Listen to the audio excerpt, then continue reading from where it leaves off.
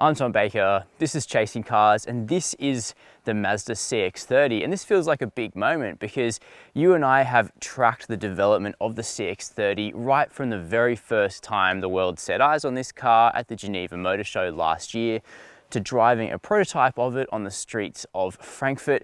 But today is our first chance to take the new CX-30 out for a drive on Australian roads, which is what really counts because our roads put up a great challenge for vehicles like this. The CX-30 arrives in a really hot segment of sort of larger, small SUVs that appeal to people for whom a CX-3 might be a little bit small, but a CX-5 is a step too far. And then you get this kind of Goldilocks CX-30 in the middle. So we'll be putting that to the test today, finding out what the interior is like in this new Mazda premium SUV, as the brand is calling it, seeing how much space there is in the rear seat and in the boot, and then taking the CX-30 out for a drive on Australian roads. But first, before we do that, make sure you hit subscribe below the video so you never miss any of our long form updates on new cars for the Australian market. And now let's jump in and get on with it. Inside the CX-30 is where it delivers its first sucker punch in this class, because despite the fact it's pretty reasonably priced, it starts under 30 grand, you get a really genuinely premium interior. And here in the Astina model, which is just a touch over 40 grand, it's competing against genuine luxury contenders from the small SUV class.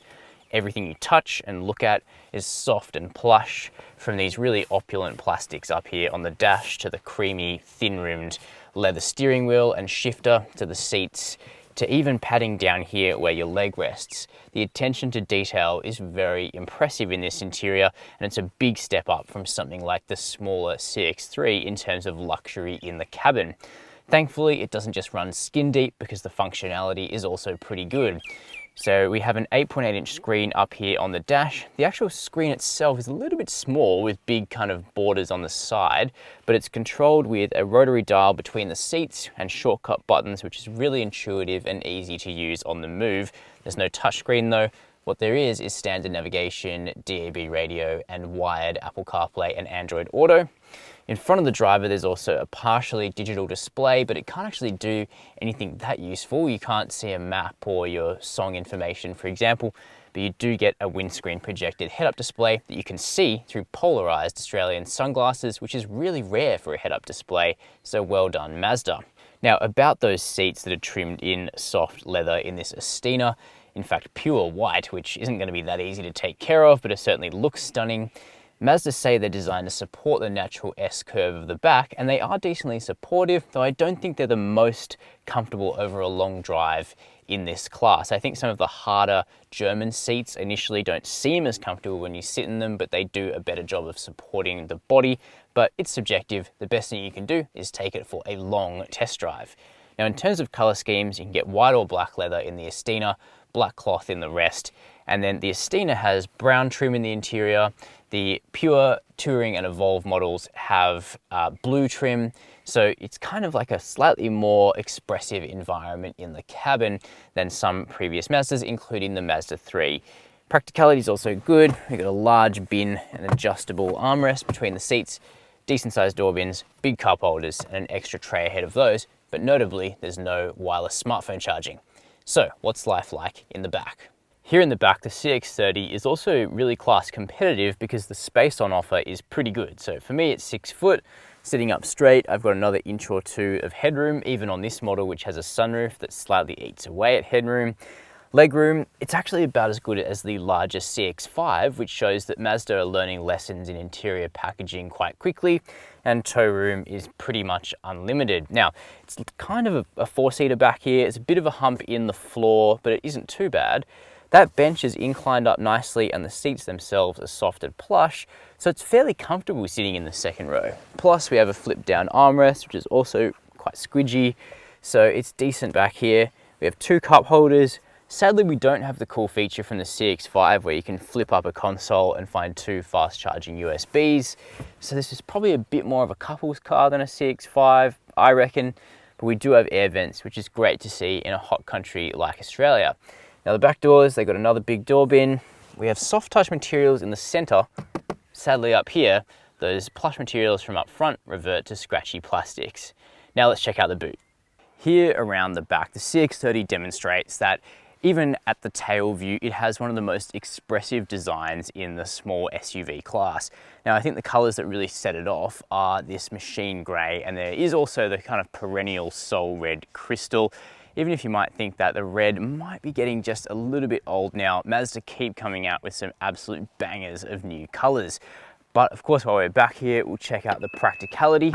Now, this is a top spec Astina model, which comes with a standard electric tailgate. The other models have manual tailgates, but because they don't go that high and they're not that heavy, it's not that much of a big deal. Now, the boot is a decent shape and size. There's 317 litres, which is definitely not near the class best, but that is because Mazda Australia have specified the largest possible space saver spare for our market. So in Europe, the car doesn't get a spare wheel and the capacity is over 400 litres, but because there's a wheel underneath this boot floor, it shrinks a little bit. And then because the tailgate isn't kind of like really squared off, like some vehicles in this segment, you lose just a touch of vertical space. But I think most people will agree it's a pretty decent boot in terms of what you'll be able to fit, but there's no way to put those rear seats down from in here, cubby spaces, nets, etc. It's a bit of a dumb boot in that regard, but you do have the controls on the Astina model to be able to just tap a button and walk away from the car. So what's the new CX-30 like to drive here on our own local roads? Well, the great news is that it's a really good mix for Australian town driving and also engaging country driving. And that's because the CX-30 corrects the few criticisms we have about the Mazda 3 by having a slightly more plush and forgiving ride quality while still maintaining that car's really great chassis tuning. And they're more similar under the skin than you might think, but they do have completely different steering and suspension tunes, as you might expect for a higher riding vehicle. But that crispness of the chassis, the tuning that's gone into this car to make it feel really fun to drive and responsive remains. So we're down here on the Mornington Peninsula in Victoria, which is famed for some of its engaging roads. And the CX-30 stands up really nicely. It's got nice feelsome steering with a mid-weight and a good ratio, and the outcome you get at the front wheels reflects what you put into the tiller. It feels good in the hand, it's not vague, it's quite precise, but the best thing is that the CX-30 just faithfully tracks the line that you put in through the corner. And that's a combination of good steering, decent tyre grip, a really good and well-judged stability control tune, and just a very, detail-centric approach to suspension tuning. And that's despite the fact the CX-30 actually has a torsion beam rear suspension, but I'll come back to that point in a moment. First, we'll talk about what's under the bonnet. So there's two engines offered in Australia on the CX-30. They're both naturally aspirated 4-cylinder petrols. There's one badge G20, that's a 2-litre producing 114 kilowatts of power and 200 Newton meters of torque. And that engine is just enough. It's not fast, especially in the country or on the highway, but if you're just gonna mainly stick around town, the G20 gets the job done. But I think most people will be more satisfied by the one I'm driving, which is the G25, which is a 2.5-litre petrol, familiar from cars like the CX-5, and that produces 139 kilowatts of power and 252 Newton meters of torque. It just feels stronger everywhere. Now, Mazda's petrol engines have a high compression ratio, so they do make their torque a little bit lower in the rev range than normal atmospheric engines, and so it goes for the CX-30. So it doesn't feel as breathless as maybe a naturally aspirated Hyundai or Kia, but that said, a turbo engine would really exploit the chassis a little bit better with more low-end torque. Now, there is a new engine called Skyactiv X coming out at the end of 2020, which uses partial supercharging to make a bit more torque lower down, but we've driven that together in Germany. You can watch that by clicking up in the top right-hand corner. And the thing is, it's not a silver bullet. It's not a performance engine, it's really more of an economy engine. And that's because the two normal petrols are a little thirsty, especially this G25. It uses around sort of 9 litres per 100 Ks in town and 7 litres per 100 Ks on the highway, which is a bit more than a small turbo in, say, the Volkswagen T-Roc will use. But I think what's on the CX-30 side is that it's a very refined and cohesive package. It rides incredibly well, even on 18-inch wheels, because of a slightly softer and more forgiving suspension tune than the Mazda 3, especially at the front. It doesn't jar over urban bumps, it just takes them in its stride. Yet the body control is excellent. The single-stage dampers do their job very well in a range of environments. You can also get a base model on 16-inch wheels, which is a lot more plush again. At launch, the CX-30 is only available in two-wheel drive, that is front-wheel drive. The 2-litre engine will continue to be front drive only, but later, well, starting next month, which is March 2020, you will be able to option all-wheel drive on the 2.5-litre model if you're going to be taking the car down loose surfaces with regularity. It's also remarkably quiet due to a range of strategies to isolate vibration and noise. Mazda engineers have gone to the nth degree after copping a bunch of criticism in the last decade for cabins that were too noisy.